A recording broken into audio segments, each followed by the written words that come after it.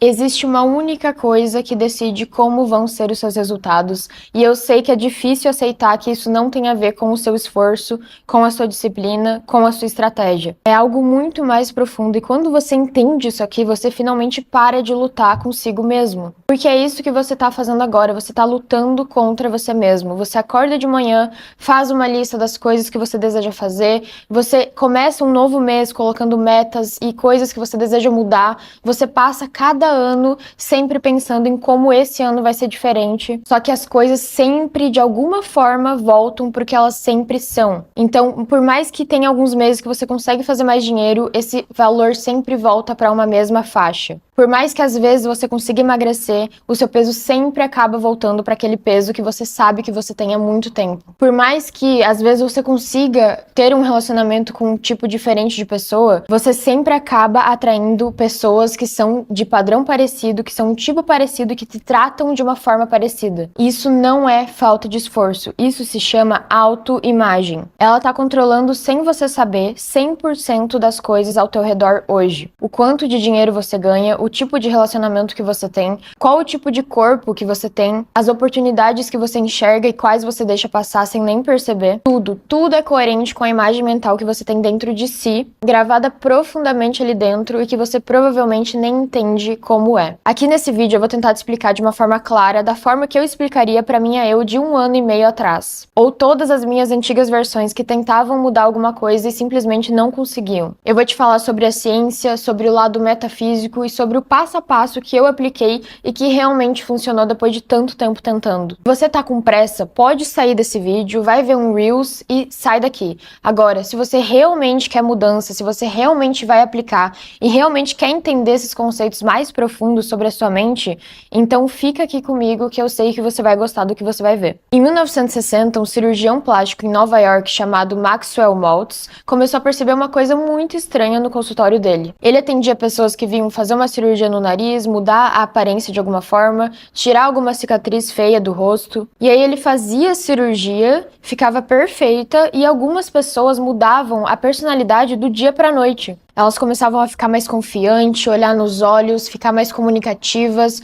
como se aquilo realmente tivesse dado uma mudança externa e interna nelas. Como se realmente a vida delas mudasse com aquela mudança que elas fizeram no rosto. Só que tinha um detalhe que deixava esse cirurgião louco. Algumas outras pessoas com a mesma cirurgia, muitas vezes perfeita, ficavam com a mesma personalidade, ou seja, elas não tinham nenhuma mudança. Ou seja, por mais que elas olhassem no espelho e vissem aquele nariz novo, é como se isso nem fosse real, porque elas continuavam tímidas, elas continuavam sem conseguir se olhar direito, sem autoestima. Algumas voltavam para o consultório dizendo que a cirurgia tinha dado errado e que elas queriam refazer e que simplesmente não tinham gostado do resultado. Mesmo que o resultado, esteticamente olhando, pelo cirurgião e por outras pessoas, estivesse perfeito. E foi aí que esse cara descobriu uma coisa que mudou a psicologia para sempre. Ele percebeu que existem duas imagens dentro de cada pessoa. Tem a imagem do espelho, que é a que você vê quando você se olha, e tem a imagem mais profunda lá dentro, que é quem você acredita que você é. E no final das contas, essa segunda imagem, na verdade, é a única que importa, porque ela vai controlar tudo na nossa vida. O Maltz chama isso de psicocibernética e ele até escreveu um livro muito bom sobre isso. Virou um clássico que existe há mais de 70 anos e tudo que está sendo descoberto agora pela neurociência só confirma o que ele já tinha descoberto antes. Cara, e ele documentou uns casos absurdos. Tinha um homem que vivia trancado em casa porque ele acreditava ter um nariz horrível e orelhas gigantes. Segundo ele, todo mundo percebia, todo mundo ria dele, ele largava emprego atrás de emprego e até a família dele não aguentava mais. Então levaram ele para o consultório do Maltz. Quando o cirurgião olhou, ele percebeu que o nariz dele, na verdade, era um romano clássico, normal, nada demais, e as orelhas nem eram tão grandes assim. A verdade é que ninguém ria dele, ninguém estava tão aí assim para as orelhas do cara e para o nariz do cara, só que na imaginação dele, ele tinha distorcido a autoimagem dele a tal ponto em que isso se tornou uma coisa muito importante realmente muito gigantesca. Ou seja, ele tinha perdido o contato com a realidade e, na verdade, ele não precisava de uma cirurgia apenas, porque isso não ia resolver. Ele precisava de uma nova autoimagem. E eu posso te falar agora, falando do meu caso pessoal, que isso é muito real. Eu fiz essa exata mesma cirurgia no ano passado, que envolveu a mudança no meu nariz e nas minhas orelhas. E por muito tempo na minha vida eu não conseguia prender meu cabelo, fazer penteados, eu odiava qualquer coisa que envolvesse isso, e eu odiava ficar de lado, eu odiava que qualquer pessoa me olhasse de lado. Eu tenho certeza que muitas pessoas vão se identificar com isso aqui. E realmente a cirurgia para mim foi um sonho realizado meu, que eu sempre quis, só que eu percebi alguns meses antes que eu também precisava mudar uma imagem na minha cabeça. Porque eu entendi que se eu não mudasse na minha cabeça, mesmo que aquela cirurgia fosse perfeita e desse tudo certo, eu ainda teria vergonha, eu ainda não prenderia o meu cabelo, ainda odiaria ser vista de lado, enfim. Então eu preciso que você assista isso aqui, porque realmente tudo que eu tô te falando não é só baseado em coisas que eu li, mas sim em coisas que eu vivi na minha pele e que eu consegui ter resultados. Resultados que me transformaram como pessoa. E teve um caso ainda mais incrível. Edward McGoldrick, que fundou o departamento de terapia para alcoólatras nos anos 40 lá em Nova York, usava uma técnica muito simples. Todos os dias ele fazia os pacientes fecharem os olhos, relaxarem e criarem um filme mental onde eles se viam como seria se eles fossem sóbrios. Como seria acordar sóbrio, ir trabalhar sóbrio, como seria namorar sóbrio, enfim, eles se viam sóbrios antes de qualquer coisa no dia deles. Muitas dessas pessoas, depois de meses, literalmente pararam de beber. Não foi um esforço descontrolado, foi uma mudança na própria imagem mental. Eles perceberam que existia sim a possibilidade de eles serem pessoas sóbrias. Existia sim a possibilidade de mudar e existia um cenário onde aquilo era possível e eles conseguiram enxergar esse cenário. Em 1955, dois psicólogos de Los Angeles fizeram um experimento ainda mais insano. Eles pegaram 45 homens internados num hospital psiquiátrico com transtornos bem sérios. Eles aplicaram um teste de personalidade neles e depois pediram para que eles fizessem esse teste de novo. Só que dessa vez, respondendo como se eles fossem, e olha essa frase, uma pessoa exteriormente típica e bem ajustada. 3/4 deles 3/4 melhoraram, porque eles tinham se imaginado e entrado nessa cena mental de como seria ser uma pessoa normal. Você tá começando a entender o tamanho do que eu tô te falando? Isso aqui não é qualquer tipo de positividade, isso aqui é uma mecânica do teu próprio cérebro. Há 1 ano e meio atrás, como eu te falei, eu tava 12 quilos mais pesada e não era falta de informação. Eu acho que não é falta de informação hoje em dia e você consegue perceber isso. Eu sabia exatamente o que eu tinha que comer, o quanto eu devia treinar, eu tinha plano alimentar com nutricionista, eu pagava academia, eu tenho uma academia no meu prédio, mas eu fazia uma coisa muito específica que talvez você se identifique. Toda vez que eu tava chegando perto do resultado que eu mais queria, eu me sabotava. Tipo assim, emagreci 3 quilos. Uau! Na semana seguinte, eu dava um jeito de voltar pro meu peso normal. Eu comia tudo de novo, toda vez, por anos. Sempre tinha uma desculpa. Ah, porque dessa vez é aniversário de tal pessoa. Ah, não, porque dessa vez eu tenho um casamento. Ah, dessa vez é feriado, pô, eu vou me dar um relaxamento. Ah, eu mereço, eu trabalhei muito hoje. Enfim, eu tinha todo esse tipo de desculpa pra toda vez ter um motivo pra comer. E olha que eu nem tô falando de comer um pouquinho, de provar e tal, de participar de momentos específicos.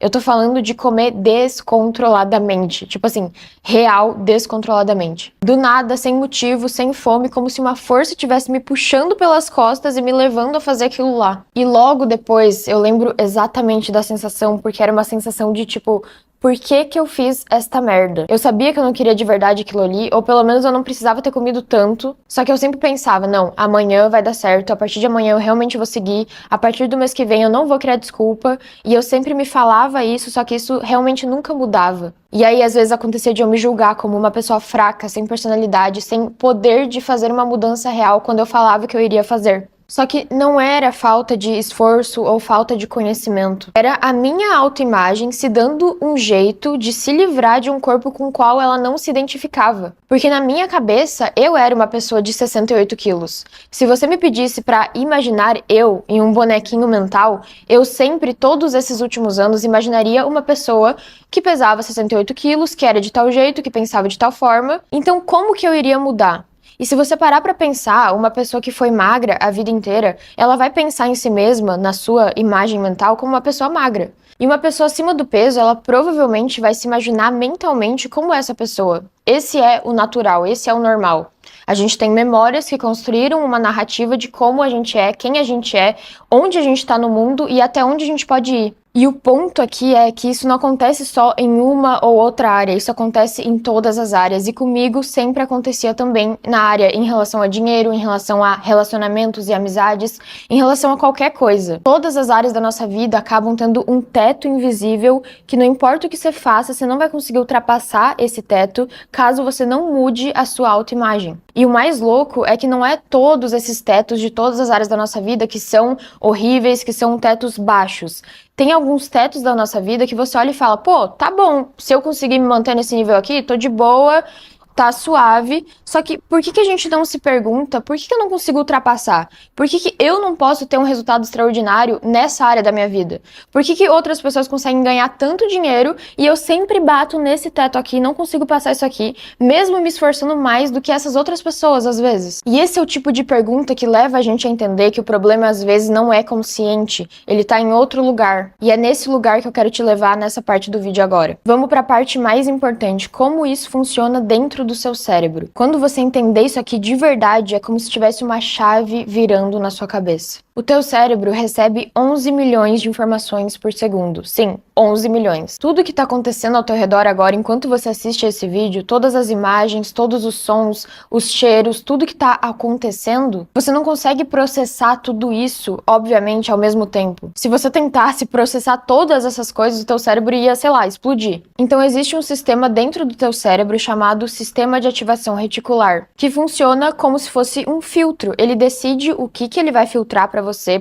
processar e o que ele vai deixar passar. Ou seja, o que vai entrar na sua consciência e o que vai ser ignorado. E o critério desse filtro é a sua autoimagem. O teu cérebro só deixa passar aquilo que confirma quem você acredita que você é, aquilo que está de acordo com as tuas crenças sobre a existência, sobre o mundo, sobre você mesmo. Todo o resto é como se fosse ignorado ou distorcido ou apagado sem você nem perceber. Os pesquisadores chamam isso de 3 atalhos cognitivos: simplificar, filtrar e modificar. O cérebro simplifica informações encaixando em padrões que você já tem, filtra o que não bate com aquilo que você acredita e modifica alguns dados para se encaixar com o que você já espera. Sacanagem? Sim, sacanagem, mas é assim que o negócio funciona. Então, se na sua autoimagem você é uma pessoa que não tem dinheiro ou que vê o dinheiro como algo que precisa de muito esforço, você precisa sangrar para conseguir o mínimo, o teu cérebro ativamente te faz não enxergar oportunidades de dinheiro que estão passando pela sua frente. Tu vê uma informação, passa por ela rápido demais e não enxerga e não vê a proposta. Ou tu assiste um conteúdo como esse e simplesmente não consegue captar a mensagem importante, não consegue usar aquilo na tua vida. Tu conhece uma pessoa e não percebe quem ela é ou como ela poderia te ajudar. Entre milhões de outras coisas que eu poderia citar aqui, que acontecem, não são coincidência, são esse filtro. Se na sua autoimagem você é uma pessoa que pesa um número específico, independente do que isso significa pra você, sempre que você estiver distante disso, a sua autoimagem vai tentar te puxar e você vai perceber isso. Se você parar pra pensar agora,